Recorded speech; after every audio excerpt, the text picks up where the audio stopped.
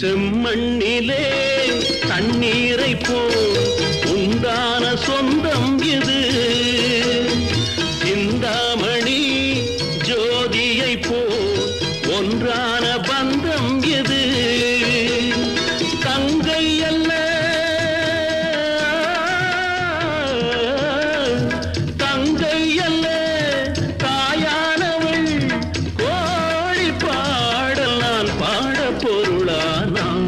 ஒரு தங்க ரதத்தில் பொன் மஞ்சள் நிலவு, ஒரு தங்க ரதத்தில் பொன் மஞ்சள் நிலவு.